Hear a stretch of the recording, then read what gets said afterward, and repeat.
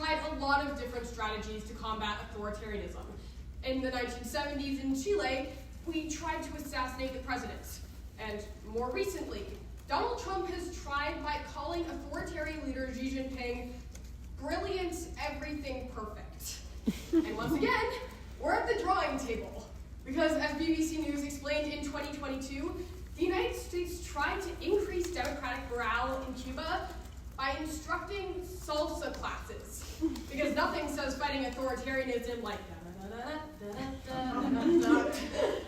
But unfortunately, it seems as though this United States policy, once again, has been unsuccessful. As the United States explains to us in July, this time in an article by the Department of Defense, the United States has instated a total trade embargo on Cuba for more than 40 years, with the goal of trying to limit Fidel Castro's extremist regime within the country. And yet now, an article by the New York Times not just a week ago points out that the embargo, despite trying to decrease the power of Cuba's authoritarian regime, has been largely unsuccessful. Indeed, Cuba's president most recently took power earlier this summer with an election total of 98%, making clear that democracy is far from here. And it's when considering that in his book, How Democracies Die, Harvard professor Stephen Levitsky points out, with the United States being at the focal point of the free world, it's our responsibility to fight authoritarianism. And when our policies aren't working, we must rethink. We need to ask, should the United States rethink its policy towards Cuba? The answer is absolutely yes, because the goals of our current embargo aren't working.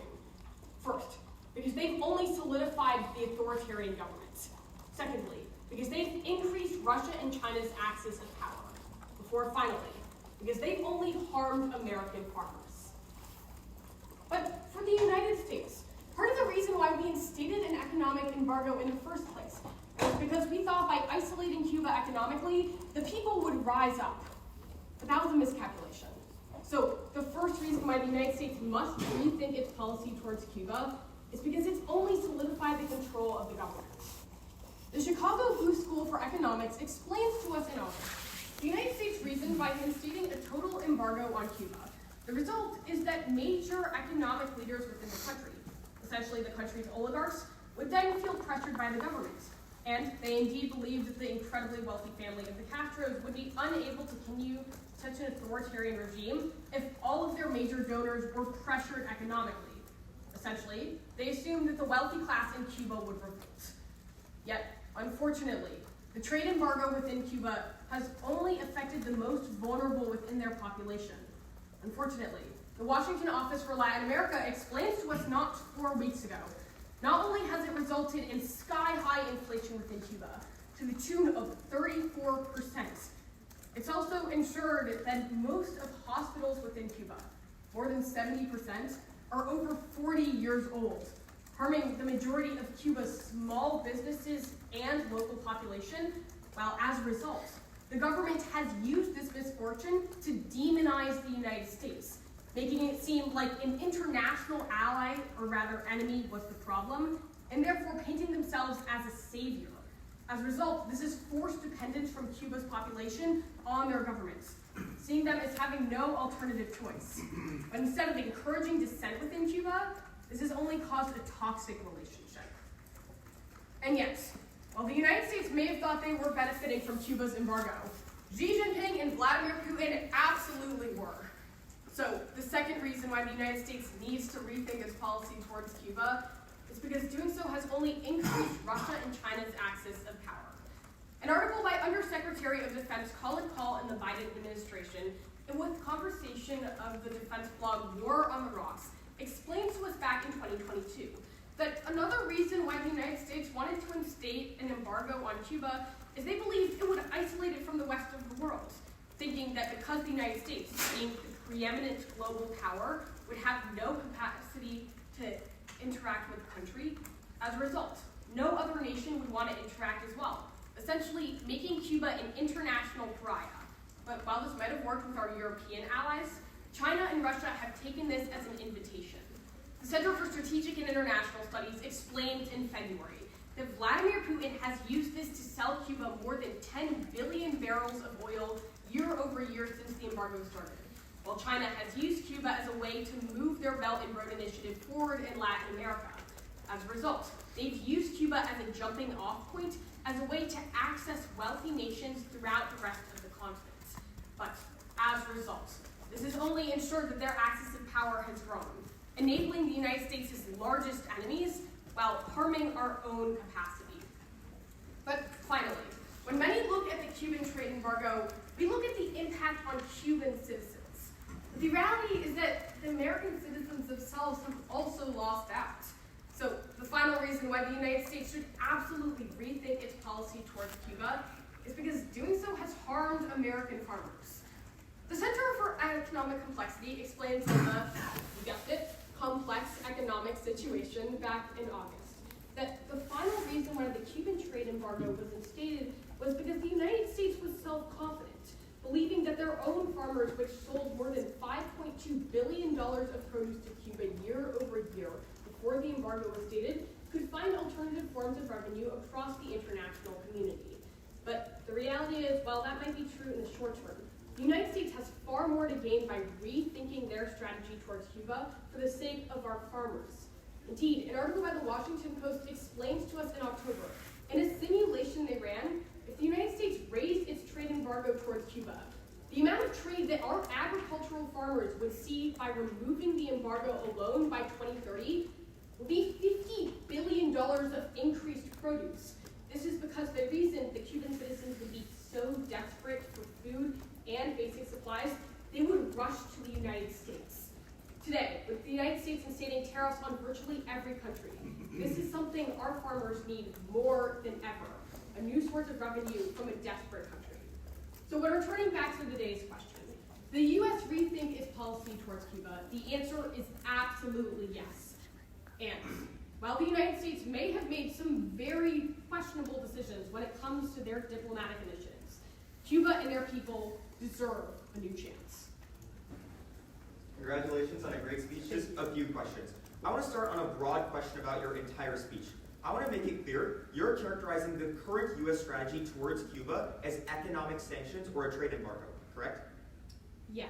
So economic pressure is what your speech condemns? Yes. Okay, great. So on to your first point, I'm a little bit confused. If we don't utilize economic pressure against the Cuban government, how would the government or people be capable of revolting against a bad government?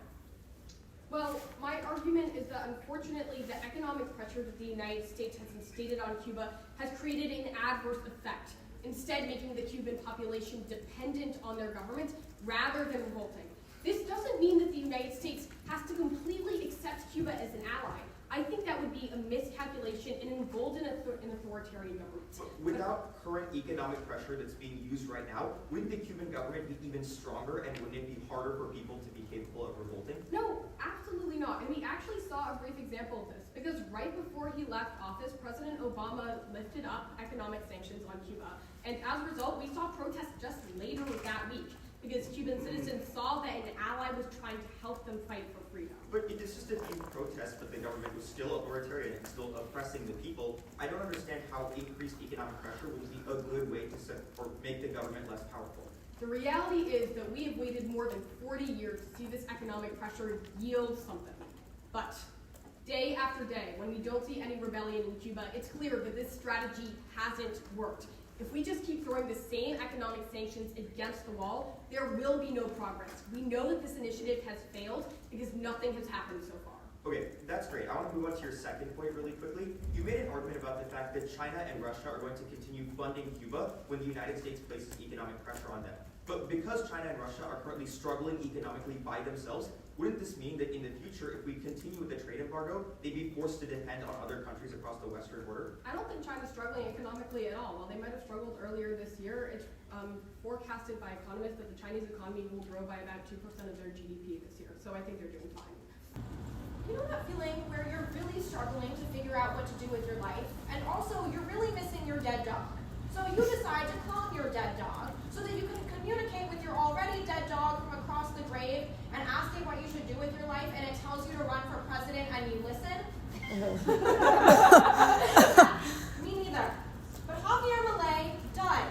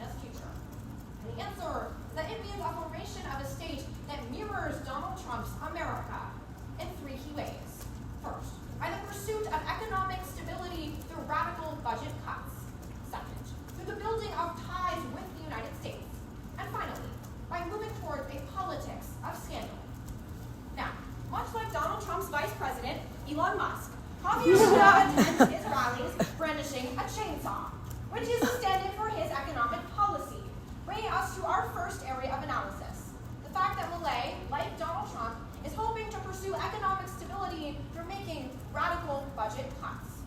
Because, according to the new Science survey in an article published in December of 2024, Argentina has essentially been embroiled in an economic crisis for, well, forever, having faced over the last several years triple-digit inflation rates. According to the Cato Institute on March 27th of this year, though, that may all finally be changing, considering that Javier Milei made unprecedented cuts to government agencies and social services. And the results are really impressive. As Americans for Prosperity reported in October of 2024, month-on-month inflation in Argentina had fallen from 25% to 2.7%. I mean, look at the good you can do for inflation without adding a nonsensical tariff policy on top of it. But second, Donald Trump recently proclaimed that he doesn't have much interest in international relations. And I know pretty much every extemper in the room is really mad to hear that, because we all do and would gladly take his job. Even so, he's managed to curry favor with Javier Milei, bringing us to our second area of analysis. The fact that Milei's Argentina will build deeper relationships with the United States. According to the BBC in an article published in December of 2024, Milei is part of a global changing tide and the rise of right-wing populism, specifically of a kind of right-wing populism that not only emphasizes economic independence, but also far-right social ideology. In fact, Milei himself once remarked, "I have 5 children. 4 of them are men, and in a moment of weakness, the 5th one was born a woman." Yeah, it's a sentiment, though, that Donald Trump can actually agree with. Because as the New York Times reported just 4 days ago, Trump recently proclaimed that Milei is, quote, his favorite president. They're very much aligned on far-right social issues, and many of us know quite well that Donald Trump doesn't make his judgments about diplomacy based on policy, but, who's going to pander to him and agree with him that having a daughter is really, really unfortunate. And the result has actually been quite good for Argentina. As the Buenos Aires Times reported just 2 days ago, as a result of the favor that Milei has been able to curry with the United States, top Trump officials are now in talks with top Argentinian officials to lower Argentina's tariff rate. Something that Donald Trump does pretty much arbitrarily and only for countries he likes, suggesting that Argentina really is going down a path of building much deeper ties with its sister country, the United States. But finally, one of the unfortunate realities of a 7-minute speech is I simply don't have enough time to tell you about all the insane things that Javier Milei has done. Claiming that a woman is too ugly for him to rape her, to proclaiming that he just identifies with Judaism, which, respectfully, what? But it points to a hallmark part of Javier Milei's administration, that he has adopted a politics of scandal, much like Donald Trump. As Reuters reported just 2 weeks ago, the newest scandal in Argentina is that which is known as Libragate, where, after posting about a meme coin called Libra, Javier Milei caused the coin's value to skyrocket and then immediately plummet. Yeah, we in the United States here also know a little too much about scandals related to meme coins. But the fact that Javier Milei was posting online about this meme coin says something about how he is changing the political conversation in Argentina, away from the economy to social issues, where he's just really spewing whatever he wants. So aptly, the conversation reported in December of 2024 that Javier Milei for Argentina means that headlines are no longer dominated by economics, but rather by scandal. Because like Donald Trump, he simply speaks his mind literally everywhere he is, no matter what is on his mind, even if it is about summoning his dogs back from the grave. Something that Donald Trump may be a little bit confused by, because he tends to think that most people on Milei's continent are actually eating their dogs. Mm-hmm. Even so, the fact that Milei is so focused on these social and cultural issues suggests that Argentina is moving in the direction that we are here in the United States, where much of our national conversation is not actually about policy, but just who said what and how ridiculous it was when they did that. So, returning to today's question, but what the rise of Javier Milei means for the future of Argentina.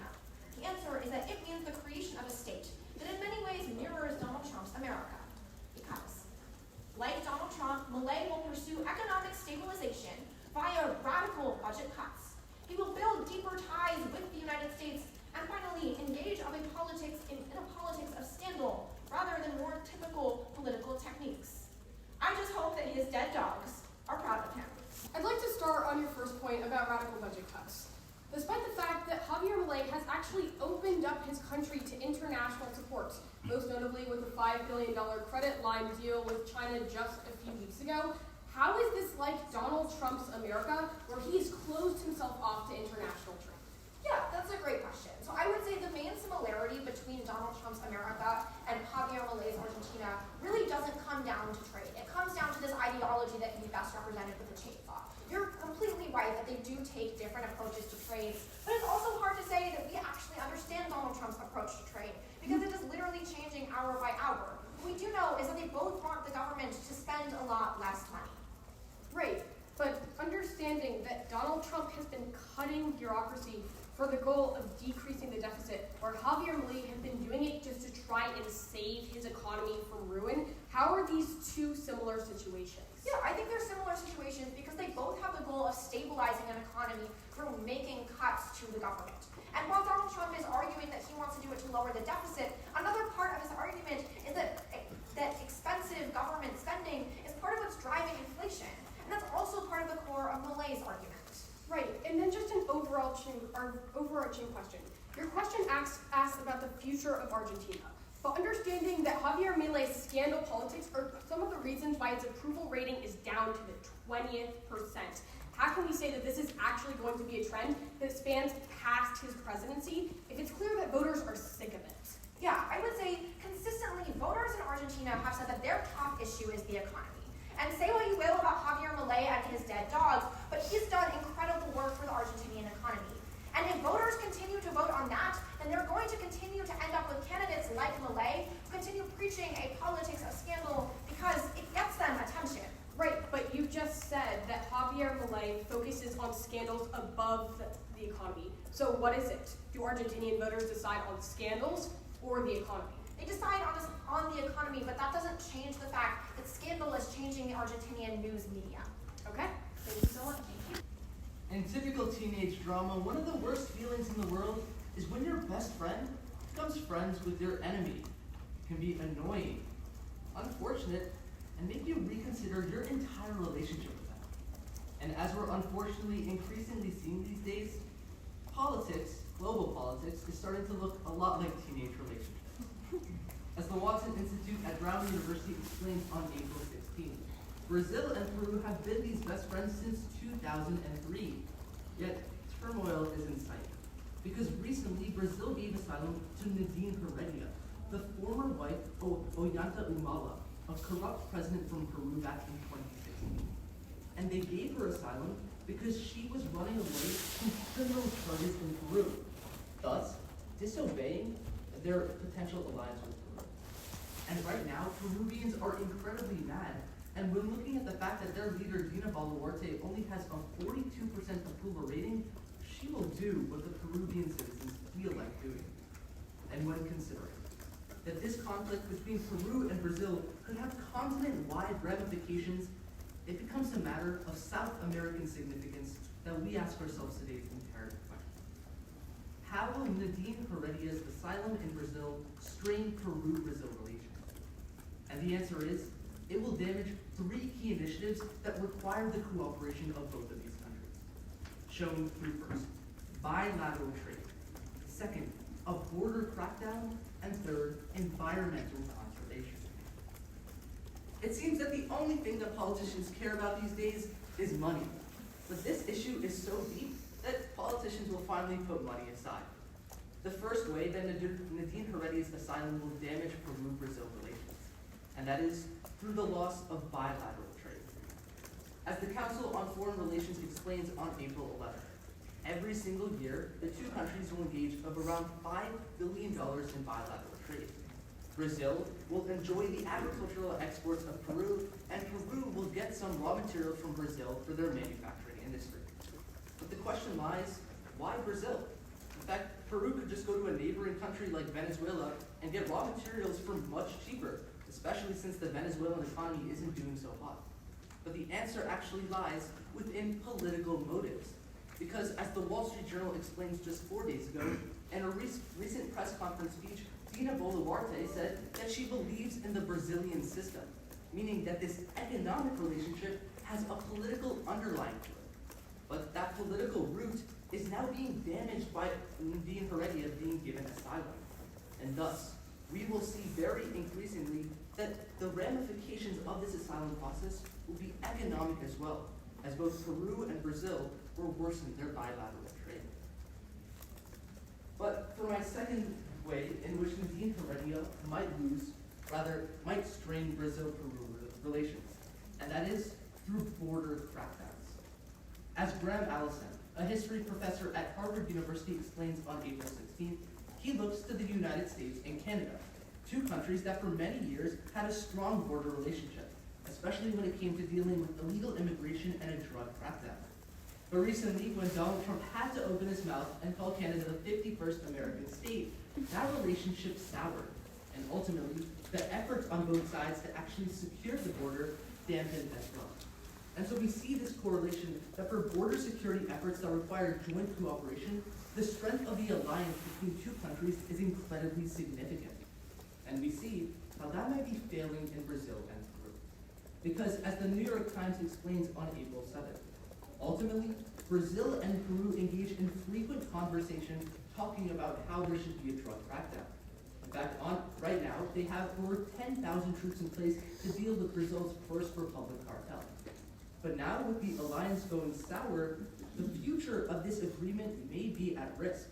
And as a result, we will see drug crime across the two countries proliferate, all because Nadine Heredia was given asylum. Though oftentimes we see in global history that progress oftentimes comes at the expense of our climate. And it seems that political feuds now are increasingly well. The third and final way that Nadine Heredia's asylum will impact Peru-Brazil relations, and that is by endangering climate conservation efforts. As the Brookings Institute explains on April 7th, both Brazil and Peru have an agreement known as the Escazú Agreement, a program that is designed to improve awareness for Amazon rainforest conservation and lowering deforestation efforts. And as of right now, it's merely an informative campaign just for awareness. But recently, both Dina Boluarte and the leader of Brazil, Lula da Silva, were in conversation about expanding the program to include troops. Because in the past 5 years, the amount of illegal deforestation in the two countries has increased by 27%. So by having troops, it would almost work as a drug raid in which they would actually provide security and catch some of these illegal deforesters. Yet all of that may be coming to an end now, because as The Economist explains on April 17th, Dina Boluarte already had troubles with the Escazú Agreement, because oftentimes it would only be on the Brazilian rainforest side, and that Peru didn't get any real benefit from it. And this doubt will only have more fuel added to it, because this damaged relationship will now disincentivize cooperation for an Escazú Agreement, not only in its reform state, but even in its basic state as well. Giving asylum to Nadine Heredia is not only damaging a political relationship between two critical countries in South America, but also the first actual efforts for climate security in South America as well. And so considering that the future of South American politics depends on this, we ask ourselves today's imperative question. How might Nadine Heredia's asylum in Brazil strain Peru-Brazil relations? And the answer is by damaging them in 3 critical areas which require cooperation. Shown through first, bilateral trade. Second, a border drug crackdown. And third, environmental conservation. So it seems that once again, if we return to the teenage drama, it's safe to say that both Brazil and Peru are not going to be friends anymore. I want to start off on your first point. Can you talk about exactly what benefits Brazil and Peru derive from this bilateral trade? So as I mentioned in my first point, on one hand, Brazil will get agricultural material, and Peru, for their manufacturing industry will get raw material. Awesome. So to what extent is that part important to the two countries' broader foreign policy and domestic policy agendas? Well, if we look to domestic policy, we see that Peru has an emerging manufacturing industry. As we've we've seen historically with China, the United States, or any other industrial power, rare earth minerals are critical, which is why Brazil is such a crucial ally to them. So considering the incredible importance of this bilateral trade that you just described, what's to lead us to believe that the two countries are going to abandon it simply over giving one woman asylum? Excellent question. As I also mentioned in my first point, Venezuela is also a potential option for Peru, and it's even a cheaper option for them. As I mentioned, the only reason why this agreement between Peru and specifically Brazil exists is because of that strong political relationship. Without it, Peru can just go to Venezuela. Wouldn't it take considerable domestic sort of reallocation of resources to reorient towards Venezuela? Why haven't the countries done that already? Like I just mentioned, it's because of their political relationship. Oftentimes, countries will be engaging in economic trade with countries that may not be the most optimal just because of that relationship. And overall, if you're talking about the expense of diverting to Venezuela, we see that with cheaper Venezuelan rare earth minerals, that cost will pay over time. Thank you. And then going on to your third point, can you talk again about why these countries would prioritize one woman's asylum over the broader mission that they both tend to prioritize of halting climate change? Well, as I mentioned in that point as well, Dina Boluarte already has several problems with the asylum agreement, especially because it mainly focuses on Brazil. If someone already has one foot out of the door and their enemy gets granted asylum, clearly they're going to step out of that door. Thank you so much. In 2018, Venezuelan artist Edison Infante started weaving bags out of his national currency, not because he simply had so much money to spend, but because the bags he was creating would legitimately be worth more than the money he was using to make them. And he is not the only person who has struggled because of this. As explained in an article published by Investopedia on September 4th of 2024, we've seen that a lot of South American countries have dealt with problems related to the devaluation of their currency, including things like hyperinflation, and essentially not being able to survive because of it. But there are a few economic strategies that these South American countries have been exploring.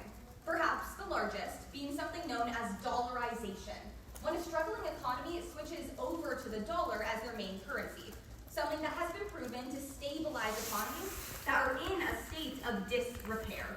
But when considering that this does take away independent monetary policy from these countries, handing control over to the United States, and when going on top of that, as explained by the Council on Foreign Relations, that South America currently has a 25% poverty rate, it is imperative we ask today's question: is dollarization a viable economic strategy for struggling South American countries?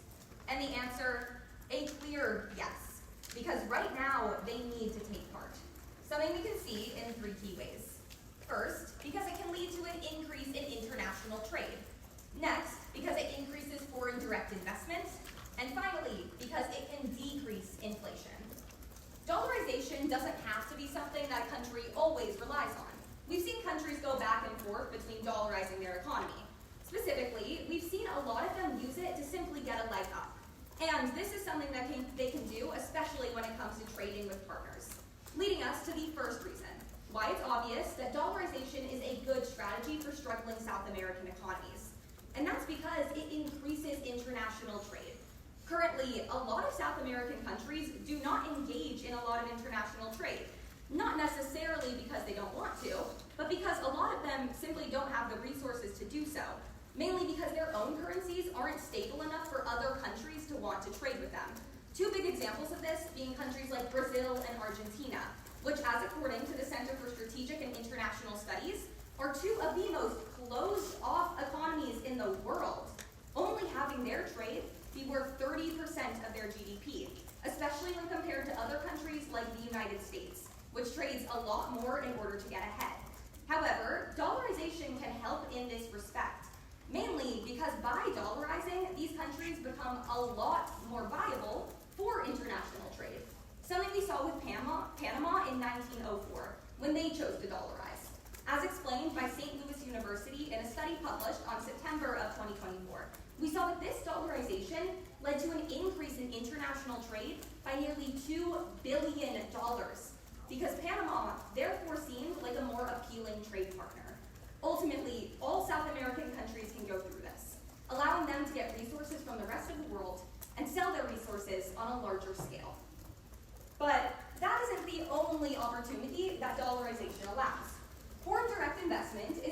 another country invests in a company in a separate country, helping these companies grow and continue to maintain the economy.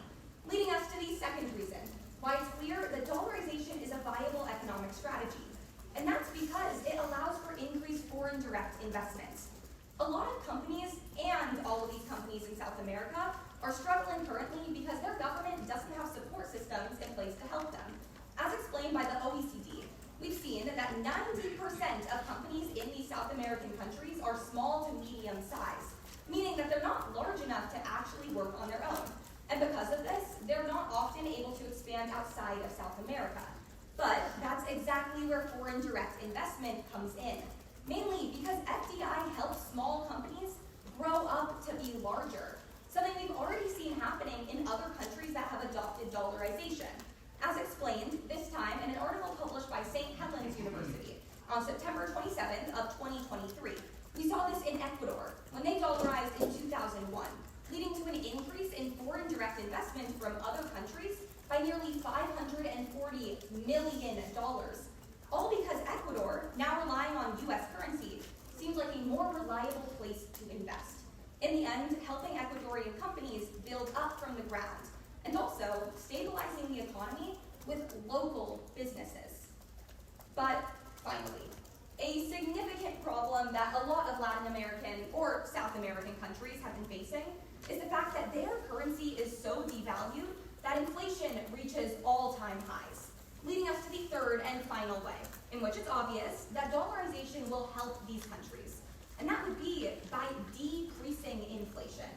A massive draw of dollarization is the fact that the US currency is stable, and because of this, it's much easier to buy goods, because US currency has stable purchasing power.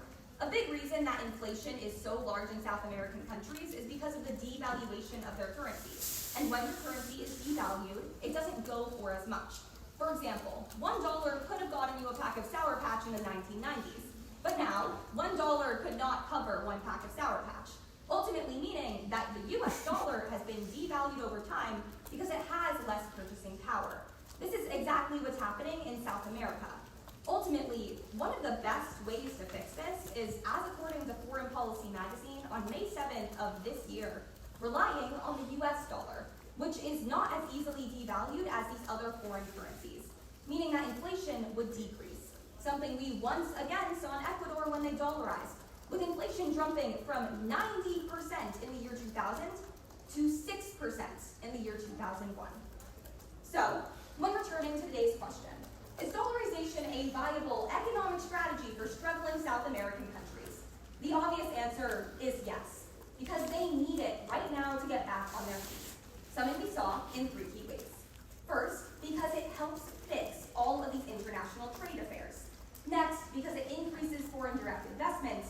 And finally, because it decreases inflation. So while dollarization might mean you have to trade in some of your monetary policy, it's obvious that for the sake of the nearly 1 million people in South America struggling with poverty, dollarization is the only way to go. All right, I just have a couple of questions. First of all, we all know of the historic case in Cochabamba, Bolivia, where increased foreign investment from Spain led to the privatization of water. You suggest that dollarization will support local businesses, but as we have seen historically, dollarization and increased international investment has only led to further large businesses monopolizing and privatizing critical goods. Was that a question? I'd like you to respond to it, then. Do you think that this is an increasing trend that you will see in countries that dollarize? I think that dollarization is necessary to draw in investors, something we have literally seen help the economies of multiple countries. Just because you bring up one scenario in which it went south does not mean that it can't help all of the people struggling in South America. Well, you're right. Let's look at other examples. This has happened in the past in Peru and Argentina. So what we're willing to assert is that just for international investment, we're going to guarantee the exploitation of some of the lower class citizens in these countries. Once again, not a question. But do you not believe that this will be an outcome of dollarization? No. Okay, moving on to my third question. Your third point. You say that dollarization will stabilize these countries' inflations. But if we look at a country like Argentina, which has a massive debt crisis, that happens because of poor budgetary policy. And so even if they do dollarize, they are still going to have that debt. So do you believe that dollarization will fix these root issues, or just prevent them, rather, will just reform them in a new medium? You just stated that Argentina had problems because of their monetary policy. Argentina has worked on dollarizing, but their problems do not stem from dollarization specifically.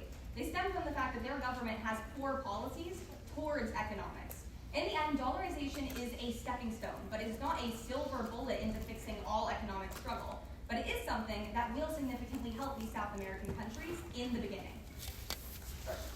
Thank you. In March of 2023, Chinese President Xi Jinping fined a comedy troupe $2 million for cracking a few jokes about Chinese foreign policy. Although this might seem like a silly overreaction from the Chinese president, it seems that he wasn't kidding. As the Council on Foreign Relations explains to us, on January 10th of this year, China is taking foreign policy to a new level, specifically in Latin America, in which they have invested some $8 billion in the last year alone to a variety of Latin American countries. They're doing this through what is called the Belt and Roads Initiative, essentially a form of debt diplomacy, in which they lend out copious amounts of money to various Latin American countries, knowing that they won't be able to pay that back, establishing a long-standing connection between countries like Nicaragua, Mexico, Argentina, and China. However, it's when considering that it is in the best interest of citizens of a post-colonial Latin America to not become colonized once more, that it becomes imperative we ask the question, how is Chinese investment altering power dynamics in Latin America? The answer is clear. It's placing China above all by first establishing a chokehold on trade, second, establishing educational soft power, before finally surpassing the United States. It seems that China has had a vested interest in the economies of Latin America. I mean, that's why they're doing debt diplomacy here right now. However, they're taking things to a new level in terms of power, marking the first reason why Chinese investment in Latin America is putting China above all. As the Wilson Center explained to us in March of last year, it seems that investments made in terms of infrastructure projects, and specifically Chinese ports, aren't necessarily governed by the Chinese government. Instead, a series of 20 and more companies rather, are actually governing the infrastructure and building process. What this means is that Chinese-owned companies like Costco and the Hutchinson Institution are those people calling the shots on these projects, specifically when it comes to trade ports in over 24 different countries. They run the operations, they call the shots, and they make the decision in regards to what happens in those areas. As the Boston University further discussed in April of last year, this is beneficial for China so that they're able to conduct trade on their own terms. However, it's specifically negative for Latin American countries, since they aren't able to conduct decision-making alone. They don't have direct access to operations of these ports, and essentially decisions are being made on behalf of them that aren't necessarily in their best interest, demonstrating how Chinese investment in the area not only changes the terms of trade, but changes the terms of power within Latin America. However, it isn't just the economy that we must worry about when it comes to Chinese power dynamics. It's the fact that the next generation of students will be affected by Chinese investment, marking the second reason why Chinese investment in Latin America puts China above all, educational soft power. As the William J. Perry Institute explains to us in their study in November of last year, it seems that China is also making investments in education. This means not only creating school buildings and educational institutes, but also providing students with unique scholarships and study abroad opportunities. For example, in Argentina, the Malta region gets to select 5 different students to collaborate with a Chinese nickel company and go on a study abroad trip. While this might seem like an exciting opportunity for students, getting to study abroad, getting scholarships, and getting the education they need, there are ulterior motives.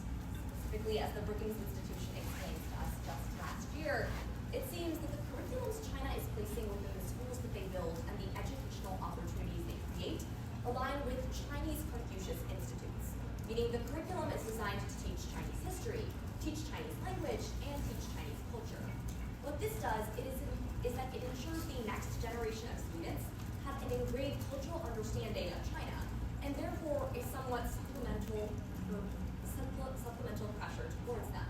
What this means is that next generations of students, but also leaders and political positions within Latin America, will prioritize China and therefore have favor to their diplomacy, making it clear that this isn't in the best interest of students, but rather in China within the continent. But third and finally, power dynamics in Latin America aren't just between Latin American countries and China, they're between global leaders of the United States, marking the third and final reason why China is placed above all based on investment, because they're surpassing the United States. As the Carnegie Endowment for International Peace explained to us on June 7th of last year, it seems that both the United States and China have collaborated with various Latin American countries, like Nicaragua, like Argentina, and even Mexico. While China, as previously mentioned, has a vested interest in the economics of the countries, the United States has wanted to establish regional stability instead, and has invested $1.4 trillion in the last 5 years alone to countries across Latin America, demonstrating a long-standing relationship. Unfortunately, this has all come to a screeching halt, because as American Quarterly explains to us just 3 hours ago, American tariffs are rolling in. A whopping 10% tariffs on Latin American countries, with exceptions for countries like Nicaragua, which have 18% tariffs instead, will negatively affect economic trade between the two countries. What this means is that the United States is prioritizing its own domestic economic interests, but is putting away all Latin American countries in the process. This will push them towards a eager China, which is not only eager to provide investment, but engage in trade for rare raw materials and minerals within Latin America. And China is also a victim of the United States' tariff, facing some 225% tariffs just today. Make clear, with the United States making decisions in its best interests, Latin America will make decisions in its best interests as well, which means further collaboration with China. Once again, China being placed above all.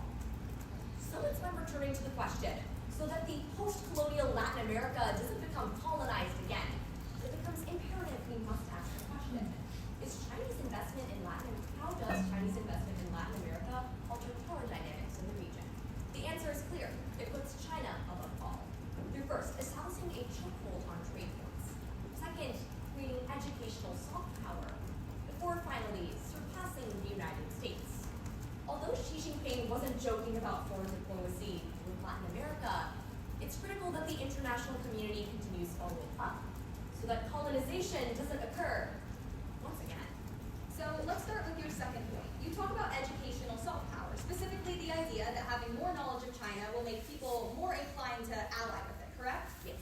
But considering that in the United States, we learn about all types of countries in world history classes, and that does not make us any more devoted to these countries, how does education really alter our views of our own nationality? Well, you kind of already answered the question. The idea that we learn about a diverse range of countries means that we are able to learn about different perspectives and different cultural practices. The difference then is that in Chinese Confucius Institutes, like I mentioned, a Chinese-based curriculum is taught, meaning that the politics of Latin America are explicitly excluded. They're learning about Chinese language, culture, and tradition at the expense of their own history, meaning that they will obviously have a preference and a perspective on the world that is based from a Chinese perspective. Okay, but me learning Chinese language in school does not make me any less likely to side with the United States than I would with China. Ultimately, education is not changing my viewpoint, so how would this be doing that in other places? Well, education is a means of establishing culture or learning more about the cultures of the world. The reason why you and I have traditions like Easter and 4th of July is frankly because in kindergarten we learned about these in educational places, like school. Meaning that if I'm learning about Chinese traditions, I'm learning about Chinese history and culture, I will obviously have some sort of preference or inclination towards them. That's the definition of soft power, using cultural rather than explicit means to gain power within another country, which is exactly what China is doing through education. Okay, moving to your third point, you talk about the fact that U.S. economic tariffs are pushing South American countries away from the U.S. and towards China, correct? Yes. But how does this answer your question, which asks about Chinese investments resulting in these countries switching power dynamics? Chinese investment doesn't just mean establishing money or sending money to Latin American countries.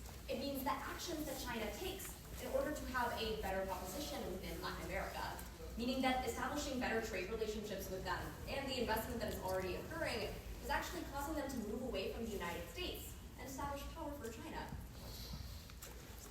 Just back 2 years ago, the current president of Colombia, Gustavo Petro, was inaugurated into office. But unfortunately for him, a few months after that, his approval ratings hit record lows of 33%. That's less than half of Dallas Mavericks GM Nico Harrison's approval ratings. Now, though Gustavo Petro isn't necessarily the most popular man in the entirety of Colombia at the time, it looks like things are only going to start getting worse. Because in an article published by Henry J. Aaron, the chief of economic matters for the Brookings Institution on September 19th of last year, he elucidated that currently, Colombia has been struggling with a civil conflict between rebel organizations like the FARC and the ELN versus the current Colombian government headed by Gustavo Petro. And in the process, they've announced they're utilizing something known as the peace process, where they negotiate and find a solution by collaborating with other Latin American nations. But at a recent press conference in Honduras where they met with other leaders across Latin America, it was announced that the peace process is going to be hard to continue because these nations aren't willing to collaborate and the rebel organizations are getting far too strong. So, it's considering that in an article published by the International Crisis Group on July 6th of 2024, they explained that as a direct result of the Colombian conflict, 260,000 civilians in Colombia have already died. It becomes a matter of international life or death that we ask ourselves today's question. Is Colombia's peace process at risk of total collapse? The answer is absolutely, because every portion of the peace process is faltering. But more specifically, first, the economic discrepancy when it comes to funding between rebel groups and the government. Second, an increase in economic inequality in the country, making recruitment higher. And third and finally, the fact that negotiations aren't universal among the entire Colombian population. But in a technical sense, the Colombian government is supposed to be founded on the ideas of democracy, morality, and peace. You know, the same way Young Thug is supposed to be founded on being truly humble under God. But at the same time, even though Colombia doesn't practice what it preaches, it shows, because there are consequences. Hence, the first reason that Colombia's peace process is at risk of total collapse is the simple fact that there's a massive discrepancy in funding between rebel organizations and the current standing government. Because in an article published by Renee Salinas, an international affairs correspondent for Reuters, back on April 17th of this year, she elucidated that the Colombian government has been struggling economically when it comes to funding because international trade is low, and after COVID-19, they haven't necessarily recovered just yet. In fact, the article quantified that from the year 2022 up until this point, their economy has contracted by 7.2%. And not just that, over the next few years, it's going to get even worse because Donald Trump is leveraging the idea of possible tariffs and even visa restrictions on the nation, making it incredibly problematic for the government and reducing their total funding, making sure that they can't spend as much on their military or troops to fight back against rebel organizations. But rebel groups don't have the same issue, because the University of Oregon published a paper on January 17th of this year, where they explained that as a direct result of the fact that rebel organizations get all of their money from drug trafficking, they don't rely on international trade or even economic relevance. As a result, they get approximately $2 billion every single year purely as a result of drug trafficking profits.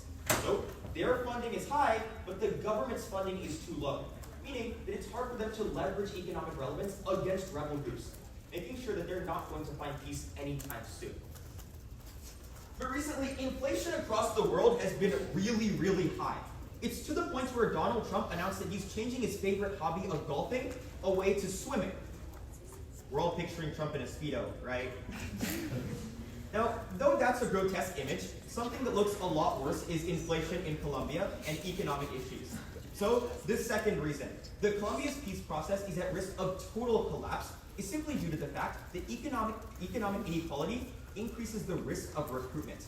In an article published by Anna Jacobs, an economic expert for Politico magazine, on January 9th of this year, she explained that one problem that a lot of countries have is the fact that economic inequality plagues their civilians. But in Colombia, it's worse than ever, because the top 10% of their population makes about 40% of their total economic output, while the bottom 20% only makes 2% of that total. Meaning that as a result of economic inequality, these people don't even have the opportunity to feed their families. So the only people that they can turn to are rebel organizations to first take out their anger, and second, make sure that they can feed their family. Because in an article published by the Human Rights Watch on February 8th of this year, They explained that a majority of recruitment that happens in Colombia to organizations like the FARC or the ELN comes directly from kids that are under the age of 16. They're simply trying to help out everybody that participates and make sure they have a way to survive. But lamentably, Gustavo Petro recently announced that we're entering the golden age of the Colombian economy.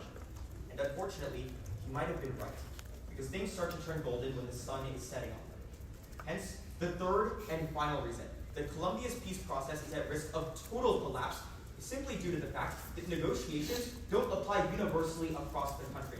Because finally, in an article published by Paul Arnold, a researcher for the Cato Institute on March 3rd of this year, he elucidated that a huge problem when it comes to Colombia's ceasefire negotiations is the fact that when Colombia does find a way to agree at a ceasefire, especially the one that was recently announced in Havana, where Cuba and the Colombian government negotiated it with rebel organizations, the rebel groups don't think it applies universally. They only negotiate with the government, but they continue to attack the people. Which is why finally, in an article once again published by the Human Rights Watch on March 6th of this year, they announced that right after that ceasefire, these rebel organizations continue to attack civilians, increasing violence and ensuring that peace will never be possible. So, for the 52 million civilians living in Colombia right now, that are waiting every single day for their government to make a decision that could change their daily lives, it becomes a matter of international life or death that we consider the question. Is Colombia's peace process at risk of total collapse? The answer is absolutely, because every part of it is faltering right now. But more specifically, first, is a funding discrepancy. Second, due to the fact that there's economic inequality running rampant. And third and finally, since negotiations aren't universal. Now, hopefully in the future, we can see that Gustavo Petro is a little more popular than the worst GM of all time. But even better, we can also see that peace is finally achieved in the country. Great speech. I just have a few questions. Of course. For your first point, you mentioned how rebel groups are specifically targeting civilians. Why would this make them inclined to return to rebel groups and be recruited by them? Well, I guess there's two answers to that. First is the fact that rebel organizations are mainly meant to oppose the government. Though they do attack civilians, their main goal is obviously the fact that the government is bad and they're anti-government. As a result, being recruited to those organizations would make it where they can take out their anger. But second, and more importantly, is the fact that they don't have a choice. Because of economic inequality, the people at the lowest income levels don't have another option to even make money. So they have to join the bad guys sometimes. So, in terms of your first point, when you mentioned Colombia is experiencing a lot of difficulty economically, I'm wondering why now recruitment is happening. Haven't they been experiencing economic difficulty for the past few years? Well, I think that was addressed in my first point, actually. There's a huge discrepancy between the funding that goes to rebel groups and the funding that goes to the government. The funding that goes to the government is affected by international economics, but the funding that goes to rebel groups is only affected by drug trafficking. And because drug trafficking is so strong in the country of Colombia and hasn't been opposed in decades, it means that it's very easy for these organizations to procure a lot of funding. So they're economically, they can be stronger, whereas the government can be a lot weaker. You mentioned how drug trafficking has been a major source of money for rebel groups and how nothing has been done to stop it. Is the Colombian government and the international community not doing anything to stop it? Well, that doesn't necessarily matter. They may be trying to stop it, but it's obviously not working because they're still procuring billions of dollars in profit every year. And if you want to hedge your bets on the fact that Colombia is going to solve the drug problem being a reason why peace is achieved, then I would assume that's not very likely because their drug problem's been there for decades and it's not going away anytime soon. Moving back to the idea of civilians being recruited, why would civilians be more likely to join a violent rebel group than simply try fending for themselves otherwise? Well, Why is this a matter of survival? I guess this is similar to your first question in the sense that they don't have another option. Inequality is so high that only the wealthiest people even have an opportunity to buy food or basic necessities. But the people at the lowest income need some easy way to do it. And even if it isn't something that's logical, it's something that's happening. So peace isn't very likely.